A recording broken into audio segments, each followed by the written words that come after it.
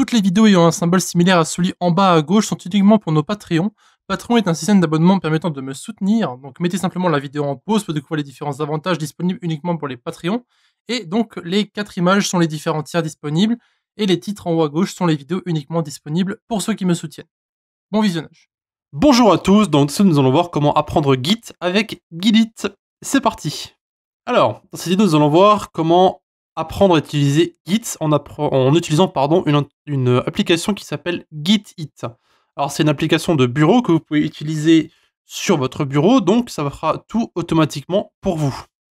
Donc, à la base, on devait utiliser une command line, donc comme le git bash par exemple, sauf qu'ici, nous allons pouvoir utiliser une application. Bien sûr, vous avez des prérequis, donc vous allez avoir besoin d'installer Git. Donc ici, vous avez une recommandation d'installer GitHub Desktop, donc qui est en fait une application où vous pouvez gérer GitHub sur votre bureau.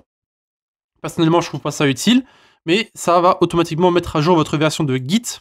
Donc après, si vous n'avez pas envie de vous amuser à la mettre à jour par défaut par vous-même, vous pouvez simplement installer une application qui va le faire pour vous.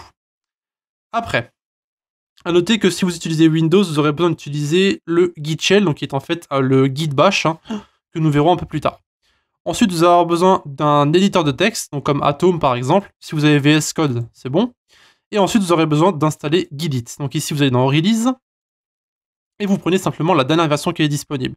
À savoir qu'il y a une version française qui est disponible si jamais vous en avez envie. Voilà, donc une fois que vous l'avez téléchargé, vous êtes dans Release, vous allez prendre ici Git Win IA32, donc c'est en fait la version de Windows. Eh bien, vous allez dans le dossier et vous cliquez ici sur l'exécutable, donc vous double-cliquez dessus. Voilà, vous prenez votre version, donc en français si vous voulez, moi je vais laisser en anglais.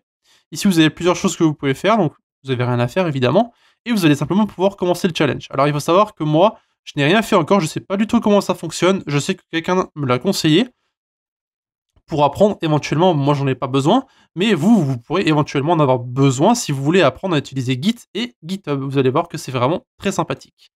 Donc on va commencer le premier challenge. Alors le premier challenge est très simple, c'est simplement d'installer Git et de créer un compte GitHub. Alors je ne vais pas tout faire dans cette vidéo évidemment, je suis simplement ici pour vous introduire au logiciel. Donc vous pouvez voir qu'il y a quand même plusieurs challenges. Donc, découverte des branches, les forks et les clones, remote control, GitHubin, merge data, requesting your pull, requesting new pull, please. Ok, donc bref, les noms ont des noms intéressants, voilà, donc les challenges, donc encore une fois, je ne l'ai jamais fait. Mais ici, vous avez simplement à lire petit à petit, donc je vais le mettre en français pour la vidéo, hein, ça sera fait. Voilà, donc ici, vous avez les explications. Installer Git, ça c'est le challenge. Encore une fois, il vous montre comment faire. Donc, vous simplement tapez dans votre terminal Git version. Vous aurez ici un retour d'une version. Vous définissez votre nom et votre email ensuite, pour que ce soit fait pour chaque repo. Donc évidemment, si vous avez plusieurs comptes, ça va être un peu plus compliqué, mais ça ne sera pas vu dans ces différents tutoriels, je pense. Après, je peux me tromper, évidemment. Maintenant, vous appuyez sur vérifier. Et ici, vous avez, donc moi j'ai déjà fait tout ça. Du coup, pas besoin de le faire, vous pouvez simplement passer au prochain challenge, donc qui sont les challenges pour les repositories. Donc ici, il va en fait vous connecter à un compte GitHub, etc. Donc vous pouvez simplement créer vos différents dossiers.